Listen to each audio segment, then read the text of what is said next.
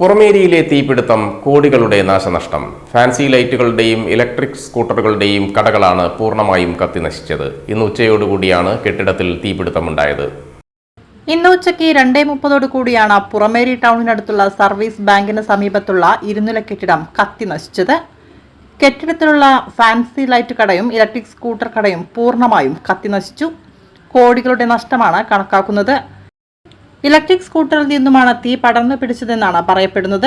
ഇരു ഷോപ്പുകളിലുമായി നിരവധി പേരാണ് ജോലി ചെയ്തു വരുന്നത്. എല്ലാവരും തത്സമയം തന്നെ ഓടി രക്ഷപ്പെട്ടതിനാൽ ആളപായം പൂർണ്ണമായും ഒഴിവായി. വടകര നിന്നും ചേലക്കാട് നിന്നും എത്തിയ ഫയർഫോഴ്സും പോലീസും നാട്ടുകാരും ചേർന്നാണ് തീ നിയന്ത്രണ വിധേയമാക്കിയത്. 3 മണിക്കൂർ നീണ്ട കഠിന പരിശ്രമത്തിനൊടുവിലാണ് തീ പൂർണ്ണമായും നിയന്ത്രണ വിധേയമാക്കാനായത്. ഇന്ന് ഉച്ചയ്ക്ക് ശേഷം പുറമേരിയിൽ വലിയൊരു അഗ്നിബാധയാണ് ഉണ്ടായിട്ടുള്ളത്. 10-30 മുറികളുള്ള ഒരു കെട്ടിടത്തിൽ വിവിധ സ്ഥാപനങ്ങളാണ് നടത്തിക്കൊണ്ടിരുന്നത്.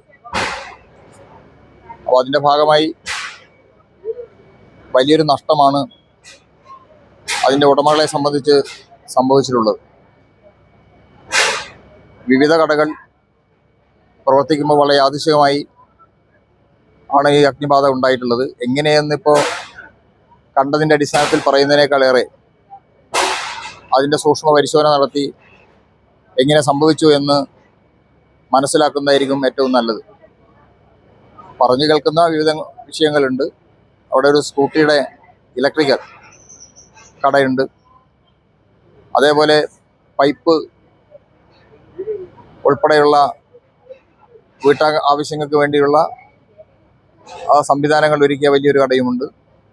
മറ്റു ചില കടകളും ഇതിൻ്റെ വിവിധങ്ങളായ കടകളുമായ പ്രവർത്തനമാണ് നടത്തിക്കൊണ്ടിരിക്കുന്നത്. അവിടെയാണ് വളരെ യാദൃശ്യമായി ഇന്ന് ഈ അഗ്നിബാധ സംഭവിച്ചിട്ടുള്ളത്. ഉടമകളെ സംബന്ധിച്ച് വലിയ നഷ്ടമായിരിക്കും സംഭവിച്ചിട്ടുണ്ടാവുക.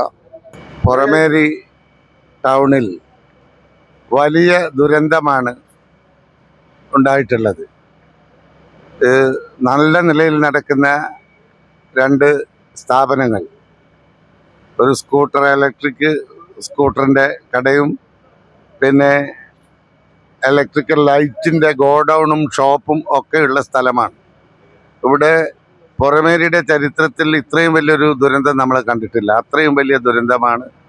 പൂർണ്ണമായും കോടിക്കണക്കിന് രൂപയുടെ വസ്തുക്കളൊക്കെ ഇവിടെ നഷ്ടപ്പെട്ടതായിട്ടാണ് ബോധ്യമാകുന്നത്.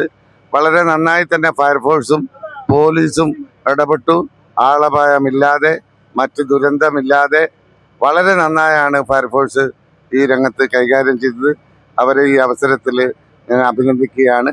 ഏതാണ്ട് ഇതൊക്കെ കൺട്രോൾ ആയിട്ടുണ്ട്. പക്ഷേ നഷ്ടം നമുക്കാർക്കും തിട്ടപ്പെടുത്താൻ സാധിക്കില്ല. ഭീമമായ നഷ്ടമുണ്ട് എന്നാണ് കണ്ട കാഴ്ചയിൽ ഒറ്റ നോട്ടത്തിൽ നമുക്ക് മനസ്സിലാവുന്നത്. റഫീഖ് എവിടെയോ ഈ കടയുടെ ആവശ്യാർത്ഥം പാലക്കാട് പോയി എന്നാണ് അറിയുന്നത്. റഫീഖ് എത്തിയിട്ടില്ല. റഫീഖ് പാലക്കാട് നിന്ന് തിരിച്ച് വന്നാലേ എത്രയാണ് ഇതിൻ്റെ നഷ്ടം എന്നുള്ളത് നമുക്ക് തിട്ടപ്പെടുത്താൻ സാധിക്കുകയുള്ളൂ. ഇവിടെ കാണുമ്പോൾ ഇത് അതിഭീകരമായ രൂപത്തിൽ കോടിക്കണക്കിന് രൂപയുടെ നഷ്ടം സംഭവിച്ചതാണ്. ഒപ്പം ബിൽഡിങ്ങും പൂർണ്ണമായി തകർന്ന ഒരവസ്ഥയിലാണ് ഉള്ളത്. മറ്റ് റീറ്റെയിൽ ഷോപ്പുകളിലൊക്കെ ഹോൾസെയിലായി ഇവിടെ നിന്ന് സാധനം റഫീഖ് സപ്ലൈ ചെയ്യുന്നുണ്ട്. അപ്പോൾ വലിയൊരു ഗോഡൗൺ ആണ് മേലെ ഉണ്ടായിരുന്നത്. കോടിക്കണക്കിന് രൂപയുടെ സ്റ്റോക്ക് ഇവിടെ ആ ഗോഡൗൺ കാണുമ്പോൾ നമുക്ക് 3 നിലകളിലായി ഗോഡൗൺ ഉണ്ട്. ഒരു 2 മണിയോടുകൂടിയാണ് നമ്മൾ ഈ സംഭവം. നമ്മുടെ ഈ ഇലക്ട്രിക് ബൈക്കിൻ്റെ ഷോപ്പാണ് ഇവിടെ ഉള്ളത്. ചെറിയിലെ റഫീഖിൻ്റെ പീടിക. അപ്പോൾ പെട്ടെന്നുണ്ടായിട്ടുള്ള ഒരു തീപിടുത്തം. അപ്പോൾ എല്ലാവരും വിളിച്ചപ്പോഴാണ് ഞാൻ അറിയുന്നത്. അപ്പോൾ അതിൻ്റെ ഭാഗമായി ഇവിടെ എത്തി. വലിയൊരു ദുരന്തം. പക്ഷേ ആളപായമൊന്നുമില്ലാണ്ട് വളരെ ഒരു തലനാരിഴക്ക് രക്ഷപ്പെടുന്നത്. ഏതാണ്ട് ഈ 2 നിലകളിലായ സ്ഥാപനം ഉള്ളത്. ഈ സ്ഥാപനത്തിൽ ഈ ബിൽഡിങ്ങിൽ 2 സ്ഥാപനങ്ങളാണ് വർക്ക് ചെയ്തുകൊണ്ടിരിക്കുന്നത്. ഒരു ഊപ്പർ ലൈറ്റും അതേപോലെ തന്നെ ഒരു ഇലക്ട്രിക് സ്കൂട്ടറിൻ്റെ ഷോപ്പും. ഈ സമയാകുമ്പോഴത്തേക്ക് ബിൽഡിംഗ് പൂർണ്ണമായിട്ട് കത്തി നശിച്ചിട്ടുണ്ട്. വലിയ നാശനഷ്ടം ഇതുമായി ബന്ധപ്പെട്ടുണ്ടാവുമെന്ന് മനസ്സിലാക്കാൻ സാധിച്ചത്. തീപിടുത്തത്തിന്റെ കൃത്യമായ ഒരു കാരണം എന്ന് പറയുന്നത് പ്രാഥമികമായി അറിയാൻ കഴിഞ്ഞത് ഒരു ഇലക്ട്രിക് സ്കൂട്ടറിന്റെ ഇത് ഇവിടെ ഉണ്ട്. അതിൽ നിന്നാണ് ആദ്യം തീപടർന്നതാണെന്ന് പ്രാഥമികമായിട്ട് കിട്ടിയ വിവരങ്ങൾ. വരുമ്പോഴത്തേക്ക് കഴിഞ്ഞാണ് വിവരം കിട്ടിയത്. ഇത് ചേലക്കാട് യൂണിറ്റിൽ നിന്ന് 2 ഫയർഫോഴ്സ് ഇവിടെ വന്നിട്ട് അണച്ചിട്ടുണ്ട്. അതേപോലെ തന്നെ വടകരയിൽ നിന്നും വന്നിട്ടുണ്ട്. പിന്നെ കൂടുതൽ വണ്ടി വന്നുകൊണ്ടിരിക്കുകയാണ്. കൊണ്ടുവന്ന വെള്ളം തീർന്നു പോയിട്ടുണ്ട്. പുതുതായിട്ട് നടക്കാൻ വേണ്ടിയിട്ട്